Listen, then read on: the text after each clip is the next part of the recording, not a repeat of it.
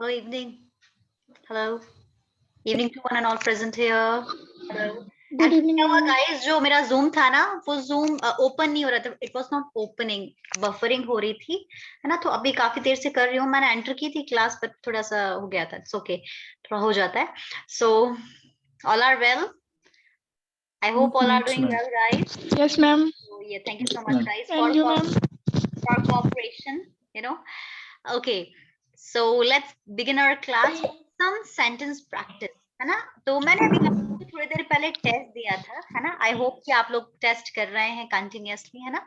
Test इसलिए दे रही हूँ मैं आप लोग को आजकल कि टेस्ट से क्या होगा, जो भी टेंस आपका क्लियर नहीं होगा वहां पर आपको good evening. Good evening tense आपको समझ में नहीं आ रहा है, वो आप अच्छे से सॉल्व नहीं कर पाओगे तो आप मुझसे क्वेश्चन पूछ सकते हो. इसलिए डेली मैं टेस्ट ले रही हूँ ताकि आप टेस्ट दो. टेस्ट देना भी जरूरी है ना? टेस्ट नहीं देंगे तो हमें पता कैसे चलेगा कि ये प्रॉब्लम समझ में नहीं आ रहा है ना? That's why I am giving you test daily. You have to take that test daily to.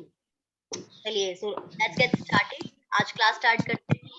तो आज मैं वही टॉपिक कंटिन्यू करूंगी जो मैंने कल किया था. तो कल हमने कल पढ़ा था प्रिपोजिशन, है ना?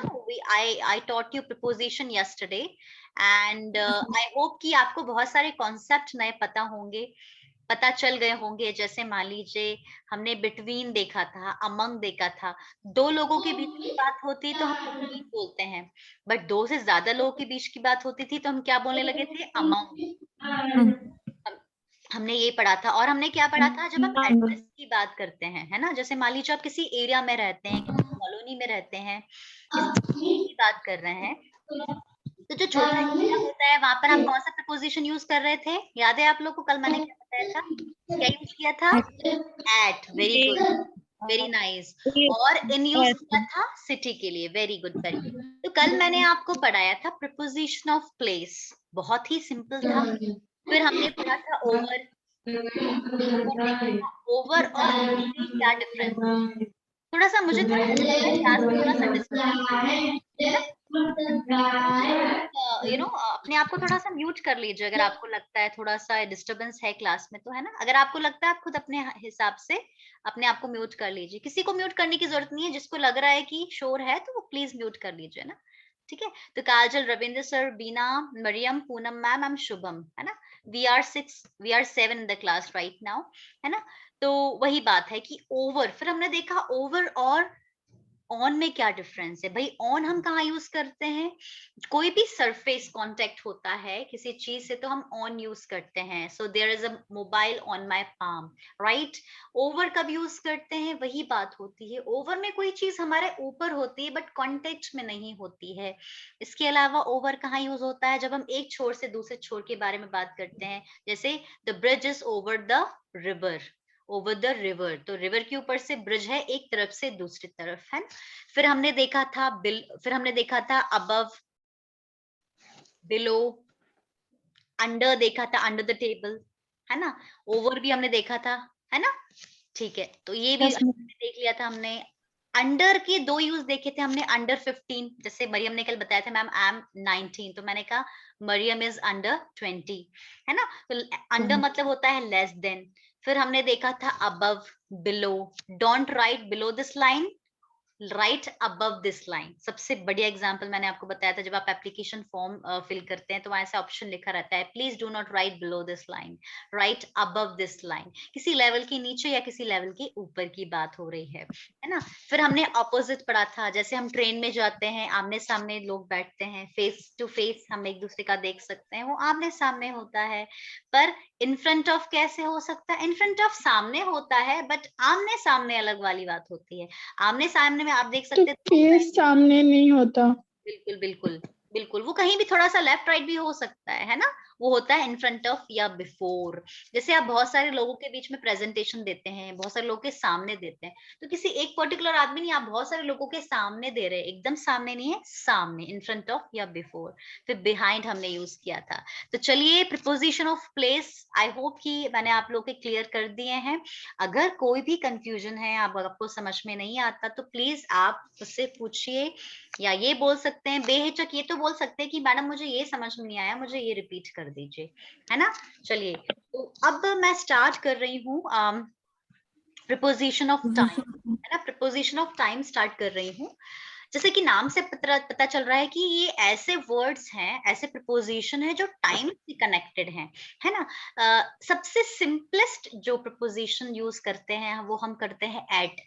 जैसे मान लीजिए आप मेरी क्लास अटेंड करते हैं, कितने बजे अटेंड करते हैं? 7 बजे। तो you can say you attend my class at 7 o'clock daily, right. तो एट हमने क्या लगाया, टाइम के पहले क्या लगाया? एट। अच्छा ये बताइए, मान लीजिए कि 7:30 हो रहा है या 7:15 हो रहा है, तो उसके पहले कभी भी एट यूज नहीं करते, कभी भी नहीं करते। क्यों? क्योंकि जो पूरा नंबर होता है, जैसे 1 2 3 4 5 6 7 8 9 10 11 12, ये पूरा होल नंबर हुआ, कंप्लीट नंबर है, तो हम एट यूज करते हैं। पर मान लीजिए 7:30 बज रहे हैं या 7:15 बज रहे हैं, 7:15 है, 7:30 है, तब कभी भी आप ऐसे नहीं बोल सकते 7:15। यू कैन नॉट से एट 7:15। आप नहीं बोल सकते एट 7:15। आप नहीं बोल सकते एट 7:30। आप नहीं बोल सकते एट 5:10, एट 10:10। कभी भी एट यूज नहीं करना है। ये नया कॉन्सेप्ट है, मतलब बहुत से लोगों को नहीं भी पता होगा, वो एट लगा देते हैं। आधे टाइम के लिए कभी भी एट नहीं लगाना है, कंप्लीट होल नंबर होगा तभी हम लगाएंगे। मेरा कहने का मतलब है एग्जैक्ट क्लॉक टाइम के लिए हम एट यूज करते हैं, बाकी के लिए हम कभी भी एट यूज नहीं करते हैं। कभी भी मत कीजिएगा, that will be wrong. Clear है ये वाला पहला, ये नई चीज सीखी आपने। इसके बाद हमारा है ऑन। ऑन देखिए, ऑन कब यूज करते हैं हम? देखिए आपने पहले ऑन देखा था, जो बिल्ली आपने देखा था, एक बिल्ली चेयर के ऊपर बैठी थी, बेंच के ऊपर बैठी थी, वहां हमने ऑन प्रिपोजिशन यूज किया था। मतलब वो ऑन हमने प्लेस के लिए किया था। जैसे my table is, my mobile is on the table, my laptop is on the table.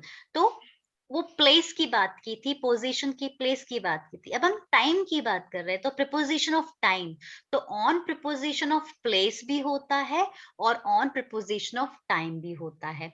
इसका मतलब ऑन से हमें टाइम पता चलता है, मतलब ऑन हम कहाँ यूज करते हैं? डेज और डेट के लिए। जैसे मान लीजिए आज 27 जनवरी है ना। तो मैंने बोला कि कल 26 जनवरी था, तो मैं बोलूंगी मैंने एक्चुअली क्या किया, मैंने कल हॉलीडे नहीं दिया, I didn't give you any holiday yesterday. तो मैंने 26 जनवरी को क्लास ली, तो मैं ये बोल सकती हूँ I took class on 26th of January. मैंने क्या कहा? I took class on 26th of January. तो 26th ऑफ जनवरी डेट है, तो डेट के पहले हम कौन सा प्रपोजिशन यूज करते हैं? ऑन। कौन सा ऑन यूज करते हैं? ऑन। जैसे ऑन का वेरी नाइस, जैसे आपका बर्थडे है, जैसे यहाँ लिखा है my brothers birthday comes on 21st of अगस्त। कब आता है? 21st ऑफ अगस्त को सब बर्थडे आता है, पड़ता है। तो मैंने लिखा ऑन 21st ऑफ अगस्त, क्योंकि यहाँ पर क्या है? डेट है। अच्छा, इस बार मैं संडे को आपकी क्लास लूंगी। जैसे मान लीजिए हो सकता है मैं संडे को आपकी क्लास लूं, तो मैं बोलूंगी I will take class on Sunday. मैंने क्या कहा? I will take class on Sunday, on Sunday है ना। I will take class on Sunday, I will take extra class on Sunday. तो संडे के पहले मैंने क्या यूज किया? ऑन। ऑन। ऑन इसका रीजन ये है कि ऑन जो होता है वो होता है, प्रपोजिशन ऑफ टाइम भी होता है, इसके पहले यूज होता है डे के पहले, जैसे Sunday, Monday, Tuesday, Wednesday, Friday, Saturday, उनके पहले ऑन होता है। जैसे this year my birthday is coming on Tuesday. इस साल मेरा बर्थडे कब पड़ेगा? मंगलवार को पड़ेगा, ट्यूसडे को पड़ेगा। फिर यहाँ लिखा है Independence Day celebrated on 15th of August every year. हर साल हम 15 अगस्त के दिन स्वतंत्रता दिवस मनाते हैं, राइट। तो यहाँ पर क्या लिखा है? ऑन 15th ऑफ अगस्त। तो कोई भी डेट आ जाती है, कोई भी डे आ जाता है, तो आप कौन सा प्रपोजिशन यूज करते हैं? ऑन। ऑन क्लियर है ये वाला? ठीक है। तो ऑन हमने दो जगह यूज करे थे, एक वो बेंच वाला जहां पर बिल्ली बैठी हुई थी, मतलब वो पोजीशन, प्रीपोजिशन ऑफ प्लेस था, ये डेट और डे के लिए है। चलिए आगे बढ़ते हैं। हमने डे की बात कर ली, हमने डेट की बात कर ली, अब मंथ।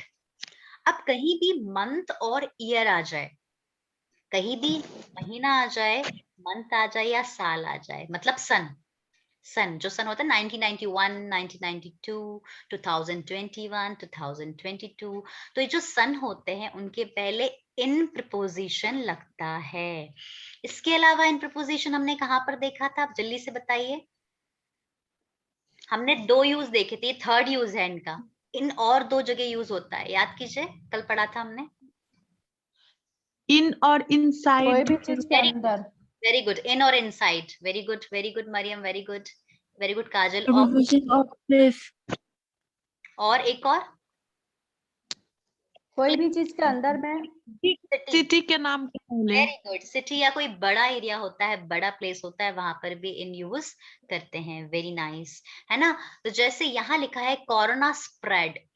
अच्छा ये बताओ मुझे, यहाँ पर ये जो स्प्रेड है, ये वर्ब की फर्स्ट फॉर्म है कि सेकेंड फॉर्म है?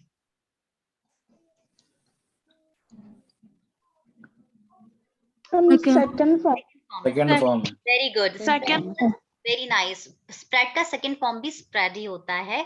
तो ये एक्चुअली पुराना वाला नोट है, यहाँ पर मैं बोलूंगी last to last, second last year. So corona spread second last year in March, है ना। 2000 मेरे ख्याल से 2020 में आ गया था, 2020, में yes. आ गया था, 2 यस साल मैम, पहले, 2020। 2020, है ना। चलिए 2 साल हो गए, इट्स बीन 2 years नाउ। तो India got freedom in 1947, we know this very well, है ना। हमें आजादी मिली थी 1947 में, तो 1947 ये है सन, ईयर। तो ईयर के पहले क्या यूज करते हैं, इन 1947, है ना। इन मार्च, जैसे we got our constitution in 1950, कल 26 दिसंबर था, it was 26th of January yesterday, so है ना, वही बात हो रही, कॉन्स्टिट्यूशन हमें 26 जनवरी के दिन हमारा बना था पूरी तरह से completely.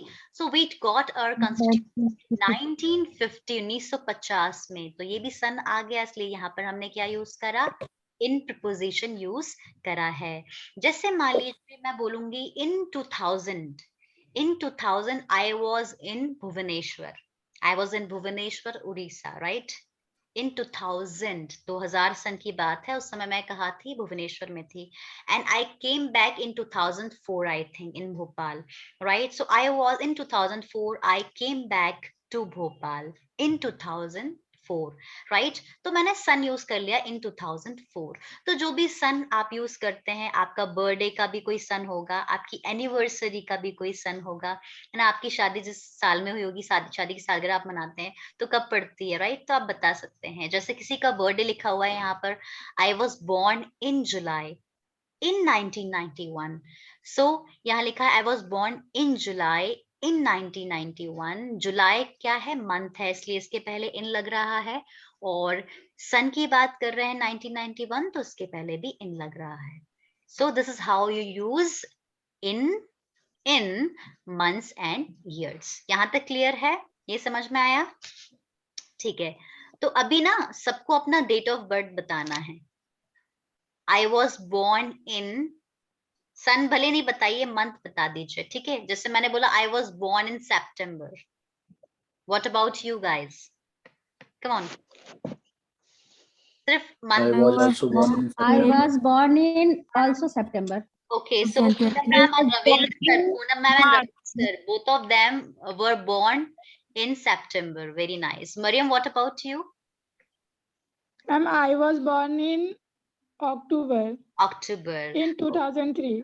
Okay, okay. What about other Bina, Shubham? I was born in March in 2020. Very good, very good. What about Enoch, man. Shubham? Enoch. In I was born in October Okay. 1998. October. Okay. Ravindra sir, आपका क्या है date? What is your date of birth?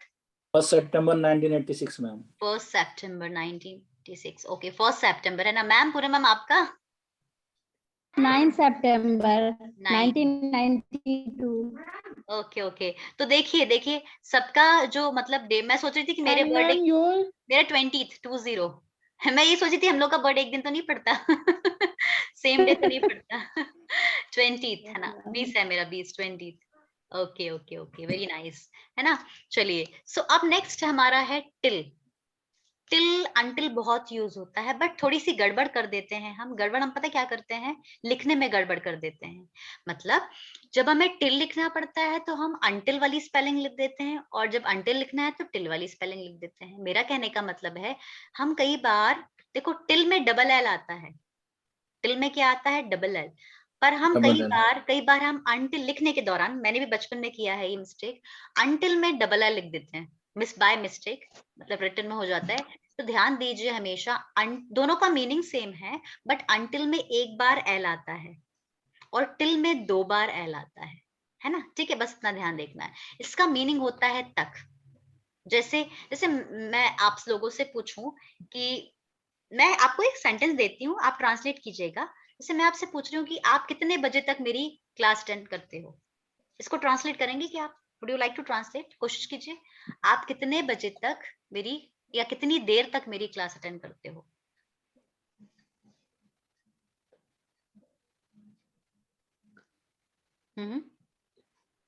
Anybody, any guess? आप बोलोगे how long do you attend my class, simple है, how long, how long do you attend my class. How long बता रहा है पूरा टाइम, कितना देर तक। So how long do you attend my class, तो स्टूडेंट बोलेगा मैम 8 बजे तक या 8-10 तक। So we attend your class till 8 o'clock, until 8 o'clock, या up to 8 o'clock, तीनों सही है। So you attend my class till 8, until 8, up to 8, है ना, टाइम बताने के लिए कोई भी है ना, इस तरह से। ठीक है, तो देखते हैं some examples. So you should come back, आपको 9 बजे तक आना ही है ना। You should come back till 9, until 9, up to 9, है ना। आपको ये प्रोजेक्ट सबमिट करना है, मान लीजिए असाइनमेंट है, कॉलेज में आपको असाइनमेंट मिला है और आपको उस असाइनमेंट को सबमिट करना है, टाइम दिया है। तो मैंने आपको बोला आपको 30 जनवरी तक असाइनमेंट सबमिट करना है, लास्ट डेट है। तो you have to submit your assignment till 30th of January, before 30th of January और टिल 30th of January, 30 जनवरी तक, या अप टू 30 जनवरी आपको करना है। तो कोई डेट दे दी, कोई मार्जिन बता दिया आपको, है ना, कि यहाँ तक करना है, ये इतने तारीख तक करना है, इतने बजे तक करना है, तो हम टिल अंटिल या अप टू यूज करते हैं। जैसे we will complete our project till until January और अप टू जनवरी, दोनों यूज, तीनों यूज कर सकते हैं। इसके अलावा she can come till until up to, मान लीजिए आपका कॉलेज ऑफिस का टाइमिंग है, आपके ऑफिस में लोग 9 बजे भी आते हैं, 9:10 पे भी आते हैं, 9:15 पे भी आते हैं, बट 9:20 पे बंद हो जाता है, मतलब क्लोज हो जाता है, फिर आपका अटेंडेंस नहीं होगा। तो जैसे मैं बोल सकती हूँ, हाँ, you can come to college till 9:20, after 9:20 you will not be allowed to enter the class या enter the college या स्कूल। तो till 9:20 you have to come. So till until up to आप इस तरह के सेंटेंस बनाने में यूज कर सकते हैं। बस हमें, अगर हम कहीं भी लिख रहे हैं तो हमें इतना ध्यान देना है कि टिल में डबल एल आता है और अनटिल में एक बार एल आता है। हाँ जी, बिल्कुल सिंगल एल आता है ना। चलिए, इसके बाद नेक्स्ट प्रपोजिशन, ये तो बहुत इजी प्रपोजिशन था, बट ये हमें ये देखना था कि तीनों का मीनिंग सेम है और यूज भी सेम है। इसके बाद सबसे इजी बड़ा मुझे लगता है बिफोर और आफ्टर। बिफोर मतलब पहले, आफ्टर मतलब बाद। इसमें कुछ समझने लायक तो कुछ है ही नहीं। जैसे यू शुड कम बिफोर 9 और you should come before 7, before 7:15 से पहले आना है आपको, तो you should come before 7:15 to attend class ना। यू कैन कम आफ्टर 9, आप 9 के बाद कभी भी आ जाइए, 9 के बाद डॉक्टर आ जाएंगे, वो 9 बजे से बैठते हैं। You can come after 9 o'clock, है ना। She can come after Sunday, she can go before Sunday, मतलब कोई भी टाइम या डेट या कोई डे बता दीजिए उसके पहले या बाद में, है ना। इस तरह से बिफोर या आफ्टर, है ना। ये हो जाएगा हमारा प्रपोजिशन ऑफ टाइम। अब नेक्स्ट हमारा जो है, ये सबको पता है, सब यूज करते हैं, फ्रॉम और टू। पर मैंने कल आपको बताया था बिटवीन एंड, मैंने आपको बताया था ना, जैसे मैंने बोला 7 से 8 के बीच में, तो बिटवीन के बाद कभी भी टू यूज नहीं करते। जैसे बहुत से लोग बिटवीन के बाद टू यूज कर लेते हैं, नहीं, बिटवीन के साथ हमेशा एंड आता है। जैसे या तो बोलिए you attend my class between 7 and 8, between के बाद हमेशा and आता है, और from के बाद हमेशा to आता है, जो भी आपको पसंद है आप यूज कर सकते हैं। तो from और to भी एक तरह का यूज है। from के बाद डैश डैश, to के बाद डैश डैश, मतलब from के बाद पहला टाइम जो पहली चीज है, और 2 के बाद सेकंड वाली situation, right. So my college is from 8 to 4, मेरा जो कॉलेज है वो 8 से 4 है। My office time is from 9 to 6, है ना, लाइक दिस। जैसे सेल लगा है, कई बार सेल लगा होता है या मेला लगा होता है, फेयर, FAIR, फेयर मतलब मेला, है ना। तो फेयर लगा होता है, तो बोला कि ये जो फेयर है ये संडे से सैटरडे लगेगा, या 1 महीने लगेगा, तो फिर वो अप टू हो गया 1 month, है ना। तो जैसे there is sale from Sunday to Monday, Sunday से मंडे मतलब 1 हफ्ते सेल चलेगा, तो फ्रॉम में पहला और टू के बाद दूसरा। फिर Kumbh fair is from March to May. मान लीजिए कोई कॉलेज में एनुअल फंक्शन चल रहा है, कॉलेज में एनुअल फंक्शन चल रहा है, आपके स्कूल में एनुअल फंक्शन चल रहा है, तो उन्होंने कहा भाई 22 जनवरी से लेकर 30 जनवरी तक आपका चलेगा annual function. So annual function is from 22nd of January to 30th of January। Simple, सबसे सिंपल होता है from and to, but between के बाद हमेशा एंड यूज करना है ना। NDA government is from 2019 to 2024, simple, है ना। उसके बाद नेक्स्ट हमारा प्रीपोजिशन है since and for. Since and for, ये मैंने आपको बता दिया है कि सिंस कहाँ यूज होता है, फॉर कहाँ यूज होता है। जैसे second, minute, very good ma'am, आर के बाद days, weeks, Yes. Months, years, Decade. Decade, centuries, very good. तो यहाँ सब जगह फॉर यूज होता है, और बाकी जो बचे हैं उनमें सिंस यूज होता है। जैसे कोई डे आ गया, या कोई एग्जैक्ट पॉइंट ऑफ टाइम आ गया, जैसे 2 घंटे, 4 बजे से 2 बजे से, है ना, या कोई सीजन की बात आ गई, कोई चाइल्डहुड की बात आ गई, कोई स्टेट की बात आ गई, तब हम सिंस यूज करते हैं पॉइंट ऑफ टाइम के लिए, है ना। Since Monday, since Tuesday, since January, कुछ पर्टिकुलर आ गया, किसी चीज का नाम आ गया, name of month, name off season, name of day, name of festival, special event, है ना। ये मैंने आपको डिटेल में पढ़ाया था। तो अब हमें ये पता चल रहा है कि परफेक्ट कंटिन्यूअस टेंस में हमने जो सिंस और फॉर पढ़ा था वो क्या था, एक्चुअली वो प्रीपोजिशन था। हमने प्रीपोजिशन का यूज बताया था आपको कि सिंस कहाँ यूज करना है और फॉर कहाँ पर यूज करना है। देखिए, she has been studying from 5 o'clock, ये गलत है, ये मैंने आपको बताया था। from कभी यूज नहीं होता, from future perfect continuous tense में यूज होता है, ये भी मैंने लास्ट में आपको बताया था। yes, फिर करेक्ट आंसर क्या है, she has been studying since 5 o'clock। यहाँ पर क्या आएगा, from नहीं आएगा, यहाँ पर since आएगा। he has been traveling since Monday, वो मंडे से यात्रा कर रहा है या ट्रेवल कर रहा है, तो यहाँ पर सिंस आ रहा है, ठीक है। उसके बाद पीरियड ऑफ टाइम बताया था मैंने, corona has been going on for 2 years। अब 1 साल नहीं भाई, अब तो 2 साल हो गए हैं कोरोना को। So corona has been going on for 2 years, for the last 2 years or for 2 years, right? I have been waiting for you for many hours। मैंने कहा ना, घंटे की बात हो या समय की बात हो, तो आपको सेकंड, मिनट वगैरह की बात हो तो आप for यूज करते हैं। तो ये था हमारा प्रीपोजिशन ऑफ टाइम। टाइम फिर से मैं रिवाइज करा रही हूँ, वापस जाते हैं थोड़ा सा, फिर हम बैक जाते हैं, फिर से रिवाइज करते हैं। पहले हमने सबसे पहले क्या देखा, एट देखा।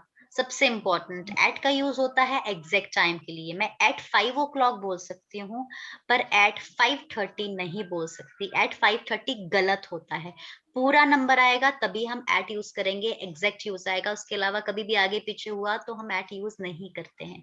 सिंपल लिख देते हैं, जैसे आई विल मीट यू 5:30, ऐसे लिखिए ना, ऐसे बोलिए, I will meet you 5:30, I will meet you 5:15, I will meet you 10:30, पर एट 10:30 नहीं बोलना है। उसके बाद हमने ऑन देखा, डे और डेट्स के लिए हमने ऑन देखा था। फिर अगर मंथ्स और ईयर्स की बात आती है तो हमने कौन सा प्रीपोजिशन यूज किया था, इन यूज किया था। मतलब डे और डेट्स के लिए ऑन, मंथ्स और ईयर के लिए इन यूज किया था, है ना। फिर हमने सबसे इंपॉर्टेंट देखा, टिल और अंटिल की स्पेलिंग चेक करना है। टिल अंटिल अप टू मतलब तक, 2 बजे तक, 4 बजे तक, संडे तक, सैटरडे तक, 30 जनवरी तक, 5 जनवरी तक, लाइक दिस। उसके बाद बिफोर एंड आफ्टर, सबको पता है बिफोर मतलब पहले, आफ्टर मतलब बाद। फिर फ्रॉम और टू, ये भी आपको पता है, बहुत से प्रपोजिशन आपको पता होंगे, कुछ नए हैं। फ्रॉम और टू भी आपको पता है, कोई टाइम बता देते हैं, कोई डेट बता देते हैं, इस तारीख से इस तारीख तक, इतने बजे से इतने बजे तक, है ना। फिर उसके बाद होता है सिंस एंड फॉर, जो मैंने डिटेल में पढ़ाया था आपको, है ना। उसके बाद लास्ट है प्रपोजिशन ऑफ डायरेक्शन। लास्ट कौन सा है हमारा? Preposition of direction. सबसे इजी है। एक छोटी सी चीज बस मैं आपको बताना चाहूंगी, मैंने आपको शायद बताई भी थी। जैसे मैंने आपको जब प्रेजेंट इंडेफिनिट टेंस पढ़ाया था, तो वहां पर एक सेंटेंस था, I go for a morning walk, I go for a morning walk daily. तो एक स्टूडेंट ने पूछा कि madam go to morning walk क्यों नहीं होता? जनरली तो हम go to school, go to college पढ़ते हैं, तो गो टू मॉर्निंग वॉक क्यों नहीं होता? वहां टू क्यों नहीं यूज करते, वहां फॉर यूज क्यों करते हैं? तो फिर मैंने आपको दो चीजें बताई थी, पर मैं फिर भी उसको दोहराऊंगी। वहां हम, वो पता है वहां पर टू क्यों यूज हुआ और वहां पर फॉर क्यों यूज नहीं हुआ? इसका रीजन क्या है? उसका रीजन है प्रिपोजिशन ऑफ डायरेक्शन। वहां जो टू यूज किया था आपने और वहां जो आपने फॉर यूज किया था, वो प्रिपोजिशन है। अब जैसे मान लीजिए मैंने लिखा I am going to school, I am going to college, I am going to office. तो आपका ऑफिस, आपका कॉलेज, आपका स्कूल एक जगह पर खड़ा हुआ है, मतलब एक जगह पर है। क्या आपका स्कूल चेंज हो रहा है? आपका स्कूल जहां है बिल्डिंग वहीं रहेगी। तो कोई चीज जब स्थिर होती है ना, और आप कहीं मूव कर रहे होते हैं, तो डायरेक्शन है। भाई मुझे पता है कि मैं यहाँ से जाऊंगी तो मेरा स्कूल आ जाएगा, मुझे डायरेक्शन पता है, वहां पर्टिकुलर डायरेक्शन है। जब डायरेक्शन की बात आती है तो वहां पर टू यूज करते हैं या टुवर्ड्स यूज करते हैं। बट जब आप मॉर्निंग वॉक पर जाते हैं, तो आप वॉक कर रहे हैं, आप कहीं भी घूम रहे हैं ना। वॉक करना मतलब आप यहाँ भी जा रहे हैं, यहाँ भी जा रहे हैं, वो तो पूरा पार्क है, वो तो पूरा रोड है, आप कहीं भी वॉक कर रहे हैं। तो यहाँ ऐसी कोई डायरेक्शन नहीं है। इसलिए क्योंकि यहाँ ऐसी कोई पर्टिकुलर डायरेक्शन नहीं है, इसलिए यहाँ पर हम टू यूज नहीं करके क्या यूज करते हैं? फॉर यूज करते हैं। ये वाला कॉन्सेप्ट क्लियर हो गया? इसलिए I am going for a walk होता है, I am going to walk नहीं होता, क्योंकि वो आप वॉक कहीं भी कर रहे हैं, there is no direction for that, इसलिए। अच्छा, अब नेक्स्ट है I am going for shopping. अब यहाँ पर अगर मैं बोल रही हूँ I am going for shopping, वही बात है, आप शॉपिंग करते हैं तो आप जनरली जब भी शॉपिंग करते हैं तो आप एक दुकान से नहीं कर रहे हैं, किसी एक दुकान का नाम बोल रहे हैं। मान लीजिए आपकी बंधी हुई दुकान है, आप वहीं से शॉपिंग करते हैं, तो उस दुकान का नाम बोलकर आप टू लगा सकते हैं। आई एम गोइंग टू, जैसे मान लीजिए कोई बुटीक है, कोई बुटीक है जहां से आप सूट सिलवाते हैं, you get your suit stitched, sari वगैरह करवाते हैं, जो भी आप वहां से स्टिचिंग करवाते हैं, तो वो पर्टिकुलर आपकी दुकान बन गई, आपको वहीं जाना है। तो मैं बोल सकती हूँ I am going to Sapna stitching centre, I am going to Rakesh stitching centre. तो मैं वहां पर टू यूज कर सकती हूँ। I am going to Sapna boutique, I am going to this boutique, वहां यूज कर सकते हैं। बट आप जब शॉपिंग की बात कर रहे होते तो वहां कोई डायरेक्शन नहीं होता। वहां आप इधर कहीं आप सब्जी ले रहे हो, कहीं आप अपना पर्स खरीद रहे हो, कहीं कुछ ले रहे हो, तो वहां पर डायरेक्शन नहीं है, इसलिए यहाँ पर फॉर यूज कर रहे हैं। आई am going for shopping, I am going for picnic. एक और सेंटेंस होता है I am going for my brother. अब यहाँ पर एक्सेप्शन है। एक्सेप्शन का मतलब होता है कि एक्चुअली यहाँ पर आप अपने भाई के घर जा रहे हैं, ऐसे बोलते हैं ना, मैं अपने भाई के घर जा रही हूँ, मैं अपने मायके जा रही हूँ, मैं अपने ससुराल जा रही हूँ। तो या तो आप बोल सकते हो I am going to my brother's home, and I am going to my granny's home, I am going to my sister's home.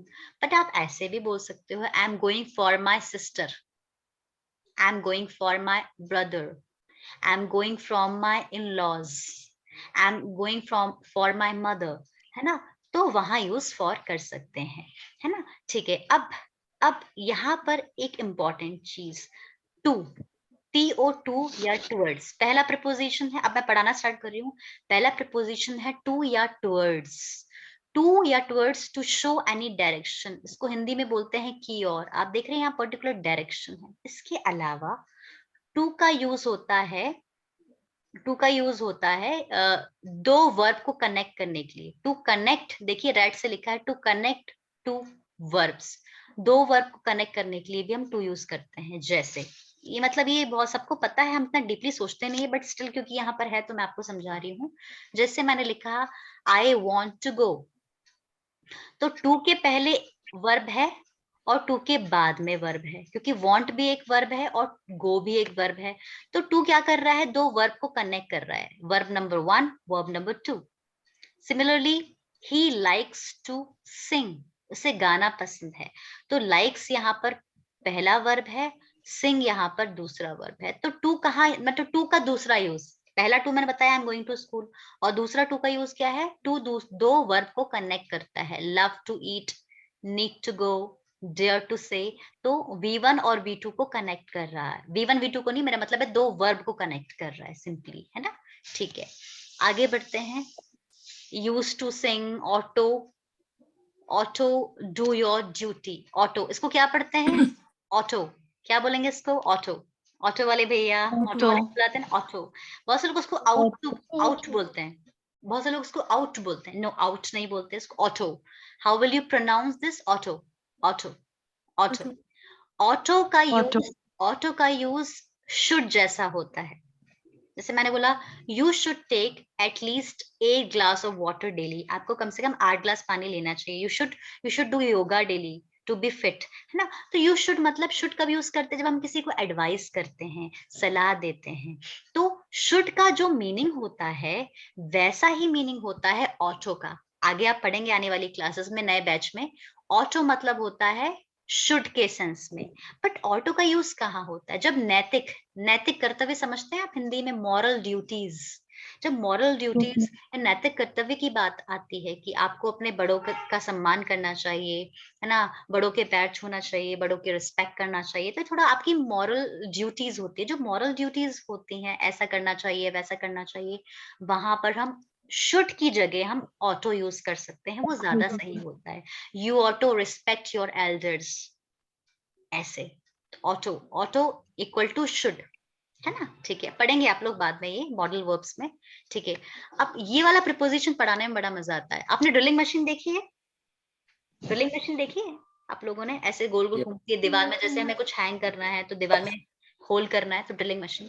तो drilling machine, yes, drilling machine कैसे काम करती है, ड्रिलिंग मशीन क्या होती है, बाहर से मूव, मान लीजिए दीवार है और मेरे हाथ में ड्रिलिंग मशीन है, तो ड्रिलिंग मशीन क्या करती है, ड्रिलिंग मशीन सीधे बाहर से अंदर की तरफ मूव करती है।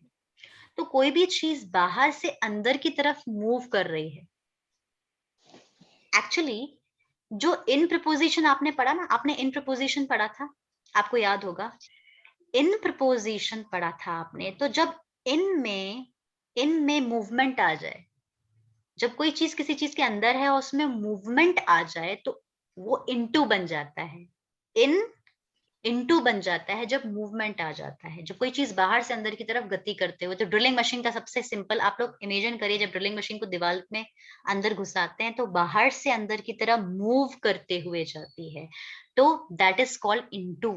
जैसे आप यहाँ पर एक पिक्चर देख सकते हैं, द बॉल, देखो इस बॉक्स के अंदर बॉल है, this ball is inside the box, but ये जो बॉल है मूव कर रही है, बाहर से अंदर की तरफ मूव कर रही है। मैंने ऐसे बॉल ली, मैंने बॉल ली और बॉल को बॉक्स के अंदर फेंक दिया, तो जैसे ही मैंने फेंका तो बॉल बाहर से अंदर की तरफ मूव कर रही है और अंदर रोल कर रही है, राइट, मूव कर रही है अंदर। इसलिए यहाँ पर मैंने इनटू यूज करा। मैं ये भी तो बोल सकती हूँ the ball is rolling in the box, नहीं, the ball is rolling in the box नहीं होगा, the ball is rolling into the box, क्योंकि यहाँ पर मूवमेंट है बॉल में। अगर बॉल रुकी हुई होती, अगर एक बॉक्स के अंदर बॉल रुकी हुई होती तो इन द बॉक्स बोलती मैं, बट वो बॉल मूव कर रही है, इसलिए मैं क्या बोलूंगी, into the box, the ball rolled into the box. तो यहाँ पर हम क्या यूज कर रहे हैं, into. So here are some examples. जैसे मान लीजिए कोई पर्सन, आपको तैरना आता है, आप नदी में छलांग या तालाब में छलांग लगाते हैं, तो आपकी बॉडी बाहर से अंदर की तरफ मूव करती है। आपकी बॉडी बाहर थी और आप पानी के अंदर आप पानी के अंदर कूदे, तो आपने मूवमेंट किया, आप बाहर से अंदर की तरफ मूव कर रहे हो, पानी के अंदर मूव कर रहे हो। तो मैं बोल सकती हूँ you are jumping into the pool, inside the pool से ज्यादा बेटर है into the pool. So you are jumping into the pool, he is jumping into the pool. The frogs are jumping into the pool. जो मेढक होते हैं बारिश के time तो बाहर आ जाते हैं, वैसे नदी में घुसते हैं, डूबते हैं, तो अंदर जा रहे हैं. She jumped into the pool. अच्छा, I am going into the kitchen क्यों हुआ? I am going to the, यहाँ टू भी हो सकता है, I am going to the kitchen भी हो सकता है, टू भी हो सकता है, बिल्कुल सही है, टू भी हो सकता है. इन टू भी इसलिए हो सकता है कि किचन एक बंद एरिया है और आप मूव कर रहे हैं, आप बाहर खड़े हैं और बाहर से आप किचन के अंदर की ओर मूव कर रहे हैं, तो वहां पर आप I am going into the kitchen भी गलत नहीं है, वो भी सही है. I am going to kitchen भी सही है और I am going into the kitchen भी सही है. Both are correct. ये वाला क्लियर हुआ आपको? Into, is it clear to all of you? Yes, ma'am. हाँ, Yes, ma'am. ठीक है, ओके. नेक्स्ट है अपॉन. अब ये बताइए मुझे, ये क्वेश्चन है, मैं आपसे क्वेश्चन पूछ रही हूँ. यहाँ पर क्या हो रहा है? यहाँ पर एक बिल्ली है, बिल्ली या चूहा जो भी, ये बिल्ली ना यहाँ पर खड़ी थी, इसने टेबल के ऊपर से छलांग लगाई और ये निकल गई. इसने देखो यहाँ, इसने यहाँ पर थी बिल्ली और इसने छलांग लगाई, ये यहाँ पर आ गई.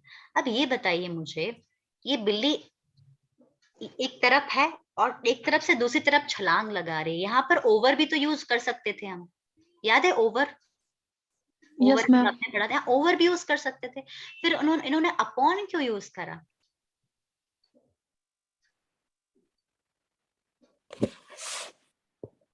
Any idea? सरफेस को छुआ. सरफेस को छुआ. अच्छा, ठीक है. और सर? ये गति से मूवमेंट है. हाँ, आपने कहा मूवमेंट है. ठीक है, आपने कहा मूवमेंट है, किसी चीज में मूवमेंट है. जैसे मान लीजिए जो नदी थी, नदी के ऊपर क्या था? ब्रिज था. तो क्या ब्रिज मूव Please. कर रहा है? ब्रिज मूव कर रहा है क्या? No, नहीं, ma'am. ब्रिज तो अपनी जगह पर है, नदी अपनी जगह. मूवमेंट नहीं था वहां पर. बट यहाँ पर क्या है? सर का भी कहना सही है, यहाँ पर मूवमेंट है. यहाँ पर जो कैट है, जहां पर जो कैट है एक छोर से दूसरी तरफ छोर पे जा रही है, वो भी था, पर वो स्टेशनरी थे. पर यहाँ पर क्या कर रही है? बिल्ली मूव कर रही है, जंप कर रही है, उसमें मूवमेंट है, गति है. तो जब आप एक जगह से दूसरी जगह छलांग लगाते हुए, गति करते हुए मूव करते हैं, तो वहां पर अपॉन यूज होता है, right? So jumping from one place to another, the cat is jumping upon the table. The shuttlecock, आप लोग बैडमिंटन खेलते होंगे तो कई बार जो शटल कॉक होता है वो नेट के बाहर चला जाता है. The shuttlecock jumped high upon the net, net से ऊपर की तरफ चला गया, है ना? तो वहां पर अपॉन यूज होता है. कोई चीज किसी चीज के ऊपर से गुजर रही है और एक छोर से दूसरे छोर जा रही है, मूवमेंट है, तो वहां पर हम अपॉन यूज करते हैं. क्लियर है ये वाला कॉन्सेप्ट? ठीक है. And the last one is up या डाउन. अप मतलब ऊपर की तरफ, इसके लिए अपवर्ड भी यूज कर सकते हैं. डाउन मतलब नीचे जाते हुए, डाउनवर्ड्स यूज करते हैं. जैसे मैंने बोला आई am going up, I am going up मतलब मैं ऊपर रहती हूँ, मैं ऊपर जा रही हूँ, मैं मतलब और ज्यादा ऊपर नहीं जा रही हूँ, मैं थोड़ा ही ऊपर जा रही हूँ. सो आई एम गोइंग अप, है ना? कोई ऊपर खड़ा हुआ है, आपको बुलाना है, प्लीज कम डाउन, है ना? आपने एक बॉल उठाई और आपने बॉल को सीढ़ियों से फेंका. आप नीचे खड़े हैं, you are you know standing down side and you are throwing a ball upward. आपने ऊपर की तरफ सीढ़ियों के यहाँ से आपने बॉल फेंकी, तो जो बॉल होगी वो रोल करते हुए नीचे गिरेगी, है ना? तो अगर आपकी बॉल नीचे रोल करते हुए गिर रही है तो क्या बोलेंगे? The ball is rolling down, the boy is coming down, the ball is rolling down. So up and down ये दो प्रपोजिशंस होते हैं. प्रपोजिशन ऑफ कह सकते हैं इसको, थोड़ा अलग प्रपोजिशन है ये, है ना? प्रपोजिशन ऑफ डायरेक्शन बोल सकते हैं इसको. क्लियर है ये वाला guys? Is it clear to all of you? Clear है ये वाला? Yes, ma'am. ओके, चलिए. तो आज हमने पोजीशन फिनिश Yes, कर ma'am. दिया है. इट्स फिनिश कंप्लीटली, है ना? आई होप कि आप लोगों को समझ में आया होगा. 1 मिनट बाद क्लास फिनिश हो जाएगी, हम फिर से रिजॉइन करेंगे ना, है ना? थोड़ा बहुत टेक्निकल इश्यू होगा तो भी आपको थोड़ा सा मतलब you have to be have a little patience, थोड़ा सा धैर्य रखना होगा. कई बार हो जाता है टेक्निकल इशू. तो क्लास बस फिनिश होने वाली, मतलब क्लास फिनिश नहीं होने वाली, फर्स्ट हाफ फिनिश होने वाली है ना? लेस देन 1 मिनट लिखा हुआ है. इसके बाद हम थोड़ा सा प्रैक्टिस करेंगे, प्रैक्टिस ऑफ सेंटेंसेस, है ना? तो let me just open my file, sentence practice करते हैं हम 5 मिनट, 5-10 मिनट वही करेंगे, 1 मिनट ना। हाँ जी, मैं ये कह रही हूँ गाइस कि मैं आपकी क्लास थोड़ा ज्यादा लेना चाहती हूँ कुछ दिनों के लिए, मतलब एक्स्ट्रा क्लास ले सकती हूँ क्या मैं आप लोगों की? Yes, Yes, ma'am. ma'am. Yes, don't ma'am. Mind Yes, ना? ma'am. एक्चुअली क्या, I have to go somewhere out, तो थोड़ा मुझे बाहर जाना है, तो मैं सोच रही थी कि आपका जितना भी थोड़ा बैच का जो भी कोर्स है, मैं चाहती हूँ कि मैं फिनिश कर लूँ, ताकि मतलब आप लोग